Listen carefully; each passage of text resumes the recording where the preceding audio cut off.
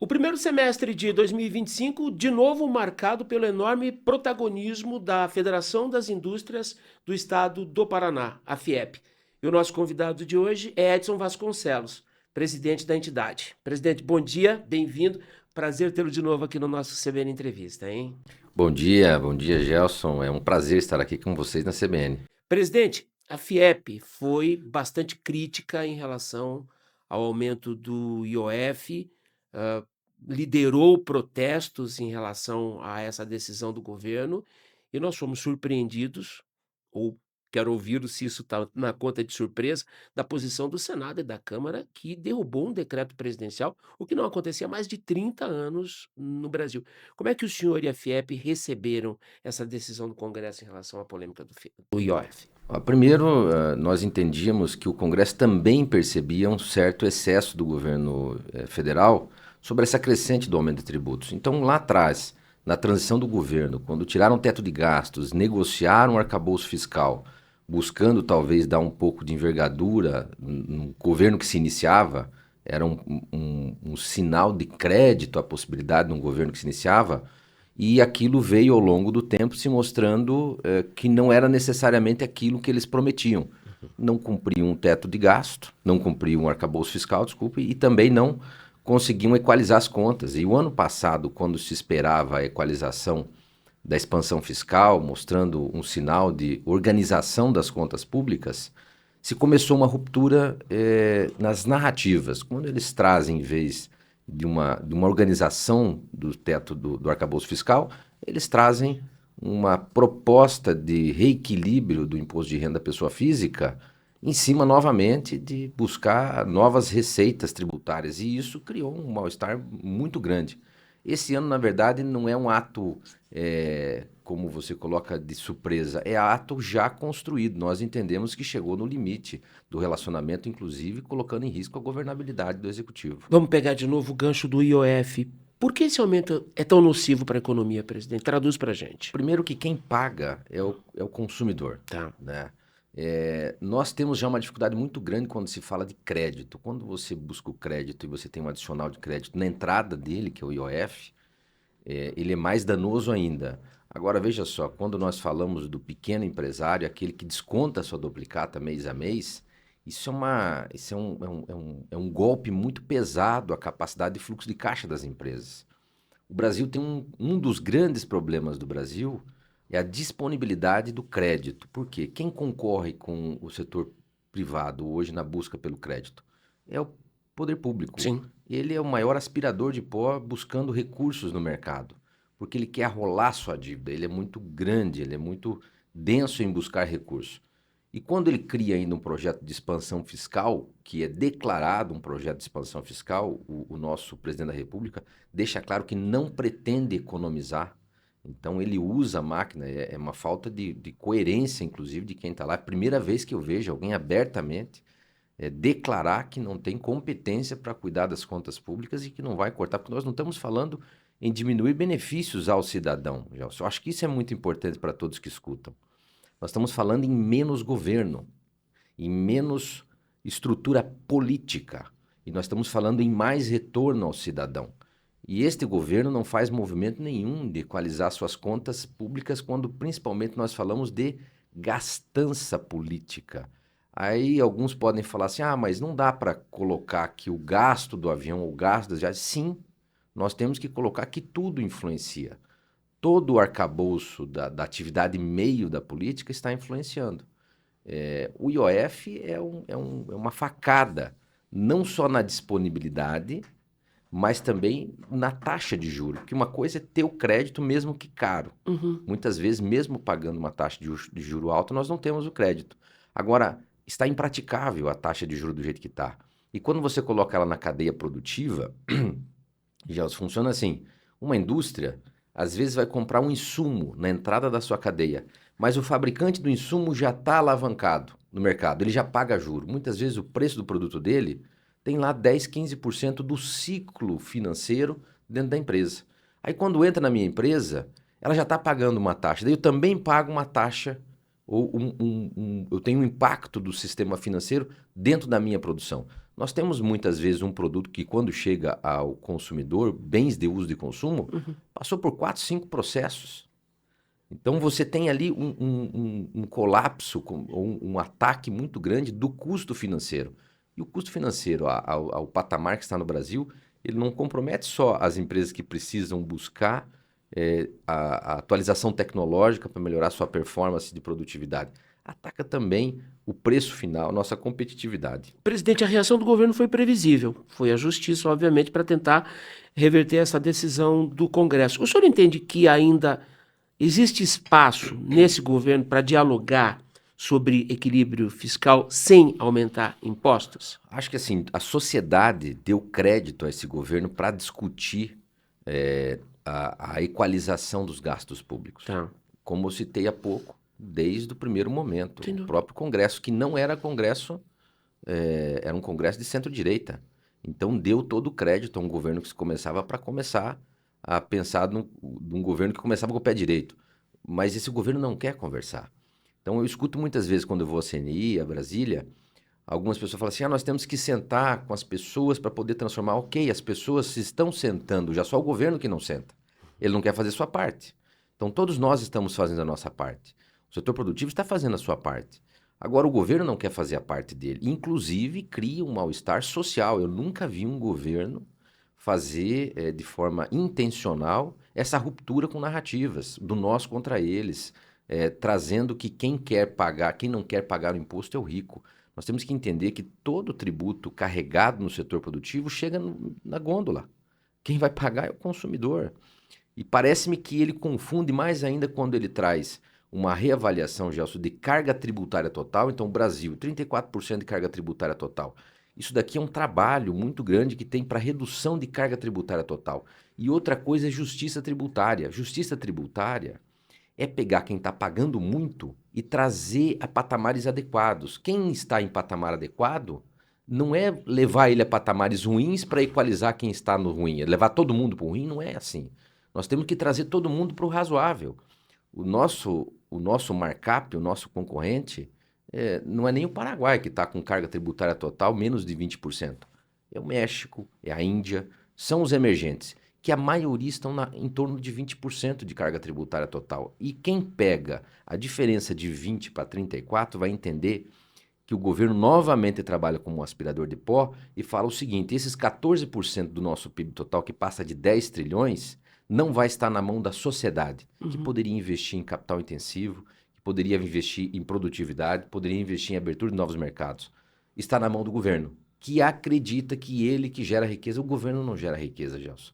O governo, na verdade, ele toma parte da riqueza. O que é uma economia de um país, Gelson?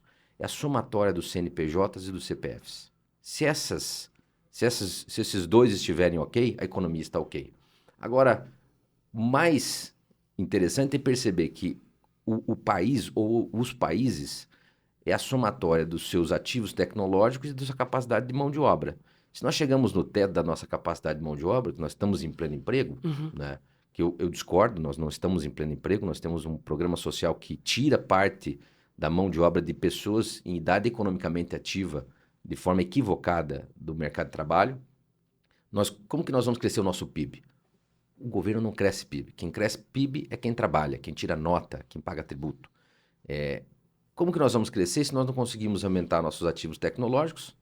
Nós temos uma dificuldade de competitividade, porque o teto no mercado mundial, os Estados Unidos está explicando. Coloco mais 10%, eu equilibro essa vantagem competitiva. Coloco 30%, eu tiro vantagem competitiva. Lá fora, o mercado é tete a tete. Como é que nós fazemos se nós não temos mais mão de obra e não temos nem capital intensivo e nem capital a uma taxa de juros adequada para investir em tecnologia intensiva? Então, nós estamos dizendo que o Brasil não pode crescer. Que, inclusive, é uma das teses que nós falamos. O Brasil está fadado a não poder crescer. Nós não temos mais disponibilidade de mão de obra, não temos capital intensivo para investir em tecnologia. E uma carga tributária que arrebenta com a nossa competitividade. Então, nós temos que entender, o governo tem que entender que a economia não é o governo. A economia é os ativos tecnológicos, são as empresas, são o CNPJ. Nós precisamos crescer. Presidente, para arredondar esse assunto, o Congresso manterá a posição, na sua opinião? O Congresso do IOF manterá, mas eu acredito que vão recorrer ao Supremo e o Supremo provavelmente tendencia a derrubar o decreto do Congresso. Está escrito nas estrelas, presidente? Parece-me que é uma máxima já, Uhum. ultimamente, a existência do Congresso e do Supremo, as prerrogativas de um e de outro, provavelmente vai haver esse encaminhamento. Ok. Presidente, vamos olhar para as nossas coisas e os seus inúmeros desafios. O senhor citou ainda há pouco os Estados Unidos. O senhor foi a uma missão nos Estados Unidos. Como é que foi esse encontro com as lideranças americanas? Vou começar lhe perguntando qual o olhar do setor produtivo da indústria americana para a gente? Bom, primeiro que o mundo passa por uma turbulência muito grande e os Uhum. Estados Unidos gerou parte dessa turbulência. O objetivo claro dos Estados Unidos é, dentro dos seus 12% do PIB total deles, que eles importam, eles querem importar menos e eles querem que parte desses 12% do PIB deles voltem a produzir dentro dos Estados Unidos. Então, necessariamente, eles não estão preocupados com a indústria brasileira ou com a indústria mundial. Eles querem dar uma linha de corte e 12% do PIB total deles, Gelson, é muita coisa. Então, eles têm um PIB de 30 trilhões, 12% é 3,6 trilhão de dólares, e isso significa um mercado gigante. O que o Brasil participa desses 3,6 trilhões? Participa com 40 bilhões, não participa com nada. Nós participamos com 1,1% de toda a importação norte-americana. O que eles querem é forçar que as empresas não tenham mais condições de importar para os Estados Unidos e que condicionem para montar suas fábricas lá. Esse é o grande projeto dos Estados Unidos. Os Estados Unidos está falando o seguinte: a indústria é o bem mais precioso que um país pode ter. Coisas que no nosso país parece-me que não é percebido. Mas não é só os Estados Unidos. A China, comunista, virou o maior player da economia de mercado do mundo. Também falou, para nós, a indústria é o que mais importa. A comunidade europeia e o Japão já numa certa fase de decreção, de estar desacelerando nessa competitividade direta. O que nós percebemos quando nós vamos lá? Eles não querem falar com o Brasil, Gelson. Por quê? Porque o Brasil tem o cachorro, o rabo do cachorro, nós estamos para trás do rabo do cachorro. Nós não somos nada nessa competitividade total de 3,6 trilhões. A China é o grande problema deles. Eles querem equalizar o problema com a China. Depois que resolver o problema com a China, aí eles vão olhar o mundo, tanto que eles pegaram o Brasil e colocaram uma taxa mínima. Existe sim um movimento lá dentro por causa do etanol do Brasil, mas nem eles têm força para colocar o Brasil como alvo no primeiro momento. Nós somos uns dos poucos países, Gelson, que tem uma distorção na balança comercial com os Estados Unidos. Se eu não me engano, são 4 países no mundo que têm balança comercial deficitária com os Estados Unidos. E nós também, com a China, somos um dos poucos países que temos balança superavitária com a China. Engraçado isso, porque nós temos o nosso produto da matriz agro muito forte e o mercado asiático é o nosso grande consumidor. Do outro lado, nós temos pouco valor agregado na nossa indústria de transformação, que nós não conseguimos nem almejar mercados de alto valor agregado como nos Estados Unidos. Essa é uma característica boa, mas perigosa. Não quer dizer que a gente deva deixar de olhar o mercado asiático como um mercado que nos interessa buscando do agronegócio uma grande alavancagem, que o Paraná é reflexo disso. Agora, do outro lado, significa que nós, em tecnologia intensiva, nós estamos muito atrás. Nós não estamos conseguindo nem perceber alguns mercados de alto valor agregado. Isso nos preocupa muito. Nós percebemos que agora, após essa equalização, ou melhor, estabilização desse movimento que o Trump fez, nós vamos ter mais possibilidade de perceber o que realmente haverá de mudanças nessa cadeia de investimento. Por um motivo, Gelson. Quem montou uma fábrica na Ásia, essa fábrica tem um tempo para se pagar. Ela tem um tempo de amortização do CAPEX, que a gente chama. Se você é forçado a voltar a tua fábrica para os Estados Unidos, você tem que fazer um novo investimento. Então você tem uma nova conta de amortização. Só que nós percebemos, inclusive quando nós estávamos lá, era um evento do governo dos Estados Unidos trazendo todos os players do mundo. Todos os temas, mas principalmente o interesse deles era fazer a troca, mas uma troca muito clara. Nós queremos nesse momento que vocês mais venham do que a gente vá. Muito clara. Nós percebemos que eles também estão com dificuldades de perceber a estabilidade da forma que o Trump colocou as taxas. Hoje é 30, amanhã é 60. Foi no meu Twitter e reclamou, amanhã é 130. Amanhã veio e me beijou a mão, é 10. 80. Então, assim, o mercado mundial está falando, não tem como nós termos previsibilidade de investimento no mercado norte-americano. Porque daqui a pouco esse cara tira a sobretaxa e o investimento de tirar uma indústria que precisa se amortizar para voltar para os Estados Unidos não se paga. E aí, como é que a gente se comporta nesse momento, presidente? Qual que é a estratégia? Qual é a lição a ser feita aqui? Sentar no meio-fio. Meu Deus, e esperar? Mas não é o Brasil, é o mundo que está fazendo Tá. isso. Então tem um efeito colateral ruim que o governo Trump causou. O mercado mundial, o investimento do mercado mundial está um pouco receoso e falou, espera um pouquinho. Eu escutei lá de alguns que era preferível, inclusive, esperar o Trump sair. Sair? Sair do governo. São 4 anos. Pois é, mas é que quando você coloca uma fábrica, ela não se paga em 4 anos. Perfeito. A partir desse raciocínio. E o que eles querem, de fato, são as cadeias de valor. Eles estão falando muito em wafer, em semicondutores, em energia solar. Eles têm uma linha, minerais raros, eles têm terras raras, eles têm uma linha muito grande de interesse primário. A secundária de cadeias de pouco valor, se vier, ok. Um exemplo é a indústria siderúrgica brasileira e a indústria de alumínio. O Gerdau já está com fábrica lá dentro. Encontrei com o Gerdau em Brasília e ele falou, Edson, para mim a sobretaxa agora é boa. Porque como eu estou lá com as fábricas lá dentro, quanto mais sobretaxa, mais eu tenho retorno do meu investimento lá. Como é que faz para levar a indústria paranaense para dentro dos Estados Unidos, presidente? Isso é preocupante, porque uma coisa é tirar a indústria daqui e levar para lá. Ah, entendi. Nós não queremos Esse movimento é esse movimento que a gente precisa evitar, né? Nós não queremos. Correto. Vários players chegam na federação e querem aproximar o Paraguai do Paraná. Eu falo, para quê? Para fazer joint ventures? Ok. Para fazer M&As? Ok. Troca de tecnologia, abertura de novos mercados? Ok. Para levar fábricas daqui para lá, não vai haver reunião. É a mesma coisa de nós ir para os Estados Unidos que levar fábricas para lá. O nosso objetivo é outro. Correto. Nosso objetivo é abrir mercados e não perder Parque Fabril. O propósito da Federação das Indústrias é deixar o Paraná o melhor lugar para se ter uma indústria no Brasil. É claro que nós sabemos que existe falta de percepção do que é o Estado competitivo, porque nós temos que nos comparar ao Brasil. Né? Mas as nossas indústrias... Nosso parâmetro de comparação é É ruim. no Brasil. Agora, nós temos no Paraná várias empresas de classe mundial, que já estão no jogo mundial. Presidente, como é que a gente tem avançado nesse capítulo e a gente sabe do empenho do seu time? O senhor trabalha muito focado nisso, em reposicionar a indústria paranaense, atualização tecnológica, qualificação de mão de obra, porque enquanto o mundo espera com a respiração presa o advento Trump passar, a gente precisa fazer as lições de casa, né? Olha só, então nós temos um projeto de internacionalização muito robusto.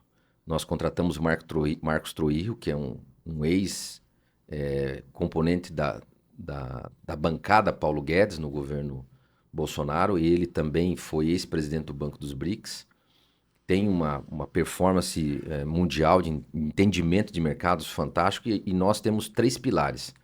Um exemplo, o governo do estado ele faz um movimento muito grande em trazer novas indústrias para cá, de cadeias de valor. Exemplo que aconteceu em Londrina, Tata. Tá. Muitas vezes é privilégio do governo, outras vezes é um processo natural das empresas virem. Mas o governo tem sim um pacote importante de atendimento de balcão e de receptividade para tentar fazer com que essas empresas venham. Esse é uma parte do processo. E principalmente quando elas são de cadeias de valor, já, que não concorrem com as indústrias que já estão aqui. A maioria das que estão vindo são de cadeias de valor mesmo. Do outro lado, nós precisamos, coisa que talvez o governo não está na primeira pauta, mas para nós é a primeira pauta, é abrir mercados para as indústrias que estão aqui. Nós precisamos buscar interface com novos mercados, treinar o nosso empresário, e isso nós fazemos, mesa de rodadas de negócio, nós preparamos empresas... Perdão, presidente, novos mercados dentro do Brasil ou fora dele? Fora do Brasil. Ok, perfeito. Fora do Brasil. Perfeito. Fora do Brasil. E temos um terceiro capítulo, que é buscar aproximar empresas de fora com as de dentro. Ah, vocês querem que as empresas de fora comprem as de dentro? Não. Nós queremos ser sócios. Transferência de tecnologia, abertura de novos mercados. Nós fomos à França no segundo semestre do ano passado. Na Federação das Indústrias deles, eles queriam buscar empresas paranaenses para buscar o mercado africano, porque eles têm um bloqueio. Então, eles precisavam ter aqui um alicerce trocas de tecnologia, eles já entendem o mercado de lá para poder acessar outros mercados. Então são 3 grandes capítulos. Para nós isso é importantíssimo. Mercado internacional, abertura de novos mercados, valor agregado. Lembrando que indústria é quem faz balança comercial positiva, traz dinheiro de fora. E isso o mundo já entendeu e não abre mão. Do outro lado, nós temos que entender a nossa competitividade local, comparado ao Brasil. Isso é importantíssimo. Quando você pega uma indústria de transformação, você tem que começar desde a ponta a perceber o que influencia diretamente. Um dos pontos que mais influencia, não só na indústria paranaense, mas na indústria mundial, é a energia. Então, a nossa energia ela tem que ser disponível, renovável de preferência, mas de qualidade e com custo acessível. Não adianta nós termos uma energia renovável, mas temos uma falha de distribuição e transmissão, que hoje a maioria do Paraná está com um problema grave no atendimento de qualidade, a fundamentos de rede. Muitas vezes nós temos a geração de energia sustentável, mas não temos a subestação nem a linha de transmissão. E isso traz para a gente um outro segundo problema. Se você quiser automatizar sua empresa para resolver parte do problema da empregabilidade, ganhar escala e ganhar produtividade, para não levar alta de preço para a gôndola, que é a inflação, você precisa de energia de qualidade. As empresas hoje que estão se automatizando, elas estão com problemas de afundamento de rede, elas desarmam toda uma linha de produção e muitas vezes levam 2 ou 3 horas para resolver o problema. O que é afundamento de rede? Perdoe a minha ignorância, presidente. A queda de energia. Falta de energia. Que para o processo. Muitas vezes não é nem a falta, é a oscilação. Perfeito. Então é a qualidade, vamos colocar de qualidade. Não é só a disponibilidade ou a queda, a falta de energia, mas também a qualidade, a equalização. E com quem a gente constrói essa solução, presidente? Tem que ser com a companhia, com o Estado e com a agência reguladora. Nós questionamos, inclusive, os parâmetros de qualidade que são muito antigos e não são condizentes com a tecnologia que nós queremos que a indústria paranaense tenha. Somado com isso, nós temos um outro problema, que é o preço da energia brasileira. Então, se você pegar todos os penduricalhos e novamente agora se fazendo política rasa, dizendo que os pobres vão ter o benefício devido aos ricos que vão pagar. Isso é uma bobagem. Então, nós estamos piorando, porque vai aumentar o valor do produto. Você joga essa conta no setor produtivo que vai ter que repassar. Vai ter que repassar. Não é nem no setor produtivo, você joga essa conta no sistema produtivo, na máquina de produção, no componente que gera a matriz de custo. Vai chegar na gôndola. Ele ganhou 10 centavos, ele perdeu 20 com a inflação. Então, isso não é razoável. Eu escutei um economista nos Estados Unidos, nesta viagem tive a satisfação de jantar com 3 grandes economistas. Um foi do Banco Central Brasileiro, em décadas passadas, e ele falou assim, uma loucura, Edson. Você não contrata um palpiteiro para fazer um projeto de engenharia, nem um palpiteiro devido à opinião pública para fazer uma cirurgia básica. Quem que vai dar o seu corpo para fazer uma cirurgia com um palpiteiro? Agora, na economia, Deus o livre. Só temos palpiteiro. Então, o Brasil hoje está na mão de pessoas que nem economistas são. Isso é grave. Isso é grave. Então, não entender de economia básica gera um problema. Equipara a economia com o futebol. Todo mundo é técnico de futebol, todo mundo virou economista. Isso é grave. Nós corremos um risco grave de ter alguém que não entende nada de economia no comando de um país. Não é o caso atualmente? É o caso. É o caso. Não tenho dúvida.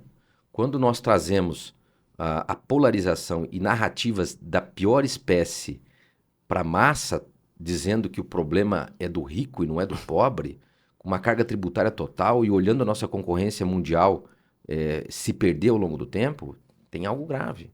Quando nós falamos da Nova Indústria Brasil, elas são 6 grandes eixos. Nenhuma delas trata de fato de ambiente. Adianta estar falando que nós estamos falando de semicondutores e numa escala de ambiente tributário desesperador. Eles cresceram 37 vezes durante um governo já tributos. Então não adianta. O que é ambiente? O que é política industrial? É você ter energia, é você ter infraestrutura adequada, é você ter mão de obra, vezes produtividade, equipamentos tecnológicos adequados e carga tributária total. Presidente, a propósito de mão de obra, a FIEP corre o Estado, ausculta o setor, os fóruns regionais têm dado uma grande contribuição nesse processo de ouvir a demanda lá onde ela existe. e em todas as regiões do estado aparece a questão da empregabilidade, correto? Como é que o senhor está lidando com isso, seu time está lidando com isso? São grandes fatores que, no fundo, estão na mesma cesta, mas a tecnologia faz parte da empregabilidade. Eu gostei, aliás, fiquei muito preocupado com a sua citação de alguns minutos atrás de que o pleno emprego não é uma realidade. Não é uma realidade, é porque quando você tem um projeto social como Bolsa Família, todos nós sabemos que nós precisamos ajudar aqueles que estão em situação menos favorável. Nós não somos contra os programas sociais. Nós somos obrigados. Sim. E isso não é uma questão ideológica, é uma questão humana. Sem dúvida. O cidadão, o brasileiro, indiferente do time de futebol dele, nós somos solidários, nós temos que ser solidários. Isso não é um benefício da direita ou da esquerda. Ah, só o da esquerda é solidário. Não, nós, cidadãos brasileiros, somos solidários. Nós temos que ajudar aqueles que menos têm possibilidades no momento de dificuldade. Mas veja só, esse momento de dificuldade tem que ser transitório. Nós temos que tirar essa pessoa do momento que vive para um momento melhor. Não pode ser permanente, né? Ok, mas e qual que é a solução? Nós darmos qualificação, acesso ao emprego. Dizer que essa pessoa vai sair desta situação jogando no tigrinho, não vai resolver. Dizer que essa pessoa vai sair da situação jogando na Mega Sena, também não vai resolver. Também é uma falácia dizer que o dinheiro dos programas sociais estão irrigando as economias locais, regionais. Enfim. Mas é tão falácia que é uma conta simples de você fazer. Quem ganha R$1.000 no Bolsa Família, é 600 mais os penduricalhos, R$1.000. Uhum. Primeiro movimento que ele está fazendo pressão fiscal. O governo tem que tirar de você que trabalha para dar para ele que não trabalha. Então, pressão fiscal gera aumento de tributo. Está aí a prova. Então, gera mais inflação. Se essa pessoa estiver trabalhando, ela está gerando tributos e encargos. Ela está gerando. E ela não está ganhando 1.000, ela está ganhando 2.000. Mas ela está gerando, fora os 2.000, mais 700 de, no mínimo, encargos tributários. Ela está gerando destensionamento fiscal. Ela não está gerando pressão, ela está gerando mais encargos e mais tributos. Não é novos tributos. O emprego gera tributos. Está gerando mais encargos e mais tributos. É uma comparação básica. Do outro lado é o seguinte, o país precisa crescer, precisa de mais pessoas trabalhando. Precisa vender mais. Vamos dizer que o Gelson tem uma empresa que vende 100 e usa 100 pessoas na mão de obra para transformar dentro da sua empresa. Aí ele faz um movimento de aumento de produtividade. Troca máquinas velhas por máquinas novas. Estas 100 pessoas podem dobrar a sua produção. Em vez de vender 100, vai vender 200, Gelson. Só que daí o Gelson descobriu que não tem mercado para 200. Aí ele fala o seguinte, então mantenho 100, eu mando embora 50. Não é isso que nós queremos no país. Nós queremos manter 100 e buscar novos mercados. Sem dúvida. Para buscar novos mercados, você tem que ser eficiente. Competitivo. Competitivo. O mercado interno é limitado. Talvez sim, se nós tivéssemos competitividade, nós estaríamos olhando os mercados de fora. Uma regra básica da economia é manter pleno emprego. Nós precisamos manter pleno emprego. Agora, quando você pega dos 30 milhões, 29 milhões de pessoas que estão em idade economicamente ativa dentro do Bolsa Família, é um número muito expressivo, porque nós temos 130 milhões que estão trabalhando dos 215. Desses 130, se você pega 26, dá 20% da massa total, que está fora da matemática, porque em algum momento não está querendo. Ou, mas eu não estou podendo porque não tem emprego. Não, mas se nós estamos com um pleno emprego. Mas é que eu não gosto dos que estão aí. Eu quero outros. Se não for do meu jeito, eu não quero. Não funciona assim. Então, ninguém, nem você, Gelson, nem eu, ninguém tem esse privilégio de falar, só vou trabalhar se for da minha casa, sentadinho aqui, do jeitinho lá. E aí, outra falácia. Falar assim, mas é que paga um pouco. Senhores, daí é componente de preço. Se o mercado paga um teto, nós temos que ter competitividade para cada vez mais que ganhe produtividade. Lá nos Estados Unidos, nós somos o MIT. Fizemos um convênio com o MIT, principalmente buscando uma linha de soluções de tecnologia para produtividade. Eles respiram produtividade, Gelson. Aí uma professora que nos atendeu lá foi componente do governo que ajudou a criar uma política industrial. Como que funciona a cabeça deles? O Gelson ganhou produtividade. Em vez de querer aumentar para 200 o seu mercado, ele quer aumentar para 150 e ele quer dar ganho salarial para essa massa salarial que ele tem, indiferente do ganho real, do que tem lá da inflação. Ele fala assim, ó, eu ganhei produtividade, ganhei 100% de produtividade. 20% eu vou dar para minha mão de obra que trabalha aqui. Ganha 10% de desconto do tributo federal. Sensacional. Se você usar energia verde. Isso muda a equação, presidente. Mas é que aqui no Brasil é diferente. Se você cresce, você tem que sair do simples, você leva um cascudo. Então aqui foi feito de forma equivocada e o próprio empresariado se confunde nisso. O simples era para ser simples pela complexidade tributária. Porque o simples é muito mais dinâmico, ele é muito mais leve, ele consegue trabalhar muito mais rápido. Os grandes têm um peso muito grande. A lógica é que se você fosse crescendo, você fosse ganhando um pirulito para você querer crescer. Se você contratar mais, eu te dou mais um pirulito. Se você ampliar sua empresa, eu te dou 2 pirulitos. Aqui não. Aqui se você crescer, você corre o risco de sair do simples, você tem que abrir uma segunda, uma terceira empresa, você leva um beliscão. Ou seja, é o absurdo de desestimular o crescimento. É o Brasil. É o Brasil. E lá, se você ampliar sua empresa, você ganha desconto tributário. Se você passar ganho real para o seu colaborador, você ganha. Se você usar energia verde, você ganha desconto tributário. Até um teto de 70%. Então, os Estados Unidos entendeu que a grande fortaleza da economia norte-americana são as empresas norte-americanas. É a classe média, é o poder de compra, é o poder de importação. É isso que importa para os Estados Unidos. Aqui é o contrário. Então, quando você força de forma equivocada, você tem uma quantidade de pessoas em idade econômica ativa no Bolsa Família, você faz uma distorção. Nós estamos com um projeto de combater fraudes. Nós não estamos falando nem do benefício. O benefício nós temos que achar a porta de saída para o emprego. A fraude não tem porta de saída. Fraude é fraude. E temos indicativos de chegar a quase 40% de fraude. Então, fraude é fraude. Fraude corta, não se negocia. Vai ter disponibilidade de mão de obra. Ah, mas não tem emprego? Tem emprego. No Paraná, eu não tenho dúvida que não tem emprego, que tem emprego. Então, nós estamos aí com uma taxa de ocupação de 3%, 3 e pouquinho. O Paraná pode, com certeza, melhorar sua capacidade de empregabilidade. Mas não é só isso, Gelson. Nós temos que olhar a nossa atualização tecnológica. Eu não estou nem falando de inovação. Por exemplo, apoio à produtividade e inovação? Nós temos que ter o empresário podendo, e aí é também a capacitação da porteira para dentro do empresário, para ele perceber as novas tecnologias que vão melhorar a capacidade de produção dele com a mesma quantidade de mão de obra que ele tem. O senhor está batendo nessa tecla desde o primeiro dia, né? É base primordial da economia. Já, se nós não tivermos isso, a pressão salarial vira inflação na gôndola. Significa que, pela disponibilidade de mão de obra, um vai querer tomar do outro a mão de obra, pagando mais, mas isso não significa que nós estamos produzindo mais. Nós estamos produzindo a mesma coisa com a mesma quantidade de pessoas. Só que essa pressão salarial é um equívoco a população achar que está saindo do lucro do empresário. Não é. Isso vai ir para a gôndola, vai gerar inflação. Ele ganhou R$100 de aumento de salário e ele perdeu 200 no processo inflacionário na sua subsistência. Então é horrível isso. Nós precisamos ter produtividade em escala, principalmente, para poder levar para a gôndola deflação. E aí você consegue ter distribuição de ganho real por produtividade.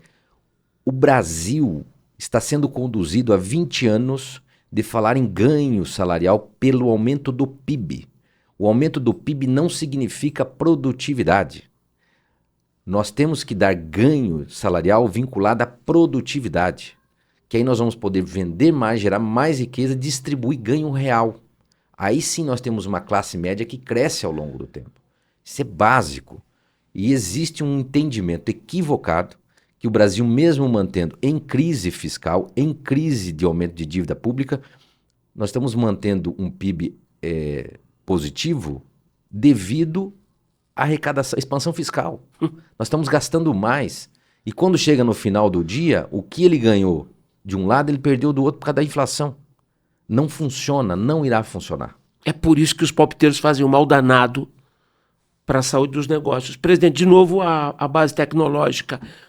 O senhor e seu time vem trabalhando muito nesse processo de atualização das plantas, né? O que é que avançou hoje em relação à indústria paranaense dessa atualização? Eu me lembro de uma conversa que nós tivemos lá no início do seu trabalho. O senhor falava de plantas industriais que ainda estavam nos anos 1950, A 1900 média de 20 anos de defasagem tecnológica, o que, obviamente, tem implicação direta na produtividade. automaticamente. Como é que isso está sendo Isso, equacionado pela isso FIEP? influencia em consumo de energia, gasto direto, e também na necessidade de mais pessoas para a produção. Bom, estamos com um projeto que se chama Jornada da Produtividade. Ela começa trazendo um ganho direto e imediato para o empresário, para ele, inclusive, perceber que é um caminho correto que ele está tomando.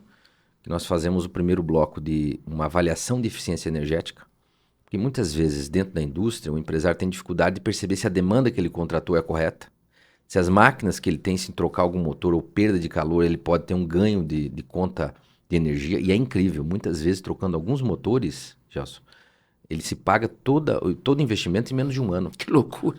A energia é muito cara. A energia é muito cara.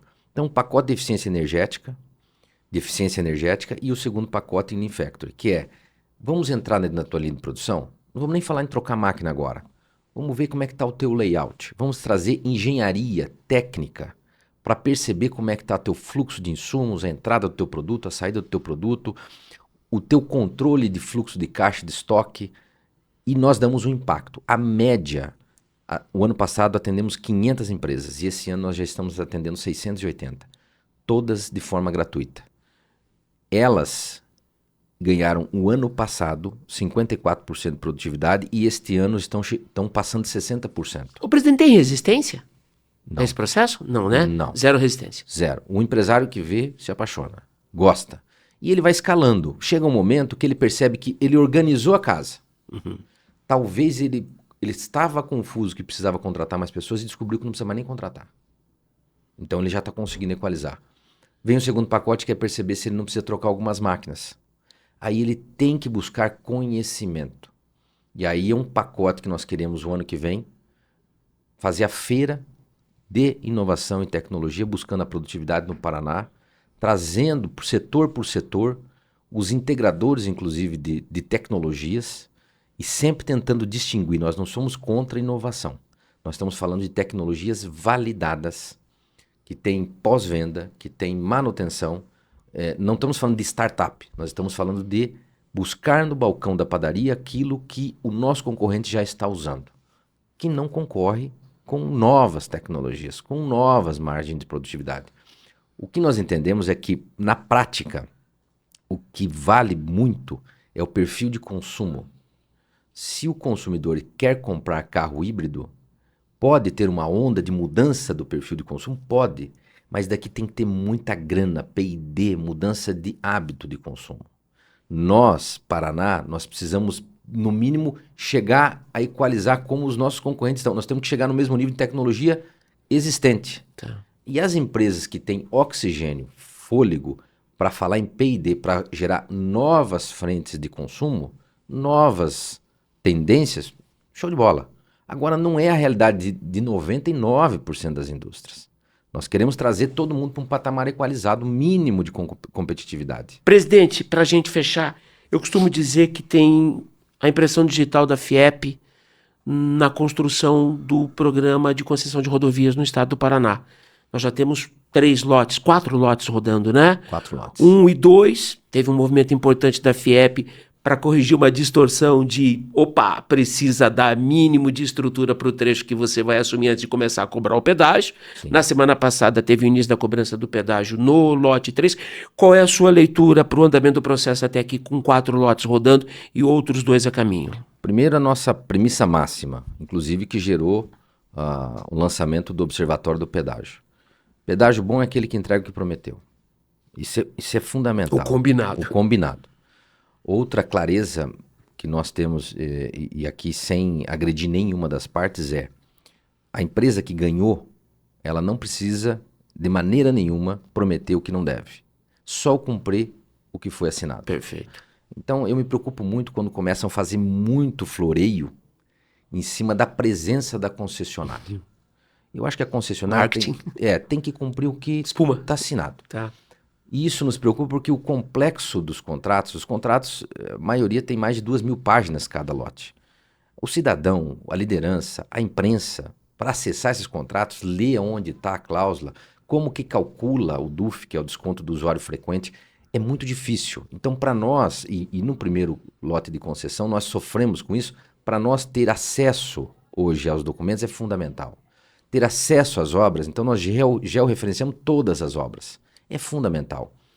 A tese de que, vamos antecipar essa obra em detrimento daquela, é perigoso. Quem está em torno dessa não vai gostar. Mas quem está em torno dessa pode se achar muito esperto e antecipar. Isso daqui tem que ter uma cautela, já. Ou seja, vamos seguir o cronograma. Vamos seguir o cronograma? Tá. Porque daqui a pouco vai gerar aditivos. E os aditivos foram os grandes problemas da última concessão. Sem dúvida. Aditivo é vilão. Você não troca um Fusca por um Fusca. Sem dúvida. Daqui a pouco você tem um Fusca com pneu velho e um Fusca com pneu novo. Por isso a orientação, o status de vigilância, de monitoramento. Tem que ter. Tá. Outra coisa é a avaliação de preço. Então a logística é fundamental para o Paraná. Quando nós falamos que nós estamos buscando eficiência em logística também, nós sabemos que o rodoviário é muito caro. Então, 1.000 quilômetros rodoviário, quando se fala de mercado internacional, é mais ou menos $60. Agora, quando você fala de 20 mil milhas náuticas, que é Brasil-Xangai, Paranaguá-Xangai, é $37 a tonelada. É muito diferente. Então, você inviabiliza uma exportação para qualquer lugar do mundo se você tiver a 1.000 quilômetros ou a 500 quilômetros do porto. Então, quando nós insistimos em dizer que para o Paraná a tarifa de pedágio é algo a ser acompanhado, porque nós temos uma característica que há pouco nós falamos, que os nossos produtos ainda, buscando muito mercado de alimentos, têm pouco valor por peso. Isso impacta muito. Então você pega um caminhão de milho, uma carreta de milho com 30 toneladas de milho, é um valor inexpressivo. Agora, se você pegar uma carreta de chip ou de celular, o frete não pesa. Mas nós não temos no interior nenhuma fábrica de chip ou nenhuma fábrica de metal mecânico de alto valor agregado que exporta. Nós temos indústria de alimento, agroindústria. Hoje 40% da indústria paranaense é agroindústria, que é diferente da matriz de São Paulo, que é diferente da matriz de Santa Catarina, que inclusive tem a sua faixa de industrialização no litoral. Então é isso que nós temos que perceber. O pedágio no Paraná tem que ser avaliado olhando as características do Paraná. Mas em São Paulo, mas... Paraná é Paraná. E isso nos preocupa. E quando a gente pega as distorções dos lotes, se você pegar o lote 1, 2 e 3, eles ficaram 65% mais baratos do que o lote 6. Então, a tarifa de pedágio do lote 6 ficou muito alta. Então, uma coisa é cobrar que as obras aconteçam. Outra coisa é perceber que há distorções regionais. Quem que vai montar uma fábrica no oeste ou no sudoeste em Cascavel, Foz do com Iguaçu, pedágio mais caro. E ainda entendendo as cadeias de valor. Nós vamos provavelmente só ter indústria vocacionada. Então nós temos que perceber essas distorções. Pedágio para nós é um dos grandes fatores de sucesso. Tributário, infraestrutura, burocracia, empregabilidade são vários fatores que interferem na escolha de uma indústria. O tributário era o primeiro, reforma tributária vai zerar. A infraestrutura vai tomar o primeiro lugar. Então nós temos que entender que portos, aeroportos, inclusive quando nós falamos de aviação executiva. Sim. Londrina levou de Cascavel o centro administrativo dos Mufatos. Porque logisticamente vocês são mais eficientes. Não é que vocês levaram, é uma escolha da empresa. Ela fala, eu vou para lá. Como é que eu vou atender um diretor que vem de São Paulo, descer em Foz do Iguaçu, pegar um carro, andar 130 km para chegar em Cascavel? Perfeito. Não existe. Perfeito. Então, nós temos que entender que a aviação executiva é estruturante para quem quer ter empresas de classe mundial no interior do Paraná. Isso é fundamental para nós. Então, a nossa avaliação de política industrial leva em considerações alguns temas que talvez na população em geral não tenha essa percepção, mas para nós é existencial. Edson Vasconcelos, presidente da FIEP, a Federação das Indústrias do Estado do Paraná. Presidente, sempre muito bom ouvi-lo, tá? Obrigado pela gentileza de nos atender. E eu que agradeço o espaço, Gelson.